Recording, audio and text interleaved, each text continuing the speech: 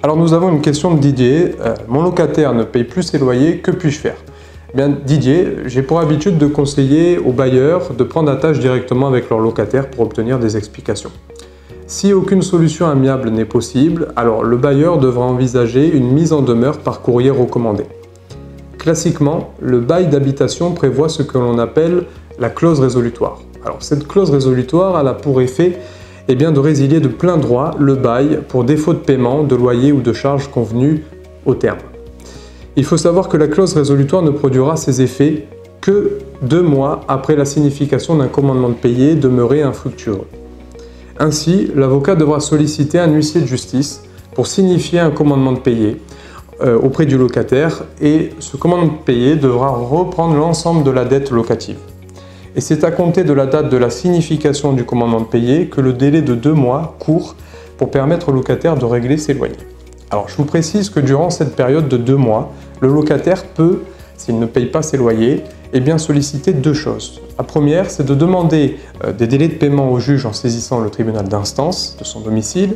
Et la deuxième, c'est de demander ponctuellement une aide financière à un fonds de solidarité de logement, ce qu'on appelle le FSL.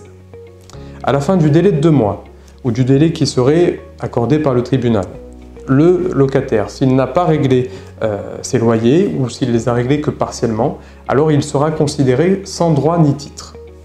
Dans ce cas, vous devrez envisager la procédure judiciaire. Cette procédure judiciaire, elle se fait par le biais d'une assignation en référé devant le tribunal d'instance. Dans cette assignation, il faudra solliciter 3 choses. La première, c'est de faire constater la résiliation du bail. La deuxième, c'est de demander à ce que le locataire soit expulsé, donc ordonner l'expulsion du locataire. Et enfin, il faudra demander la condamnation du locataire au paiement des arriérés locatifs. Alors, dans la mesure où la résiliation est de plein droit, le juge se contentera de vérifier si les règles ont bien été respectées et prononcera l'expulsion du locataire.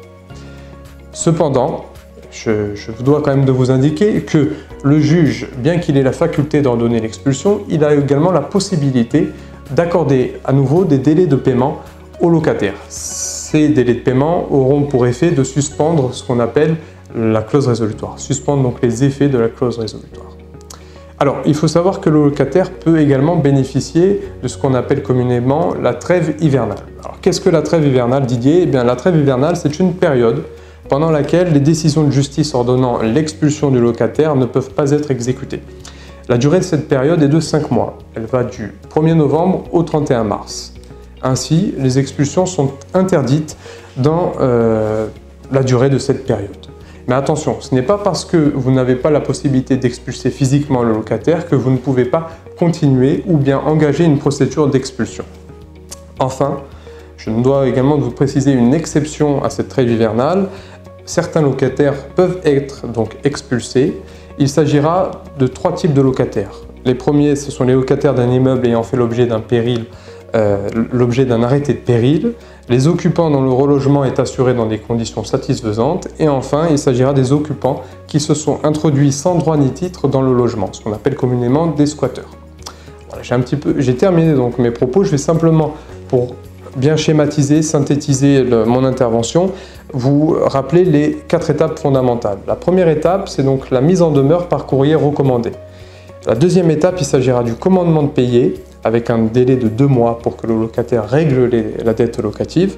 Et la troisième étape, si au bout de 2 mois, aucun règlement n'est effectué, il faudra donc envisager la procédure judiciaire, l'assignation référée devant le tribunal d'instance, comme je vous le disais tout à l'heure, et enfin, dernière étape, la procédure d'expulsion.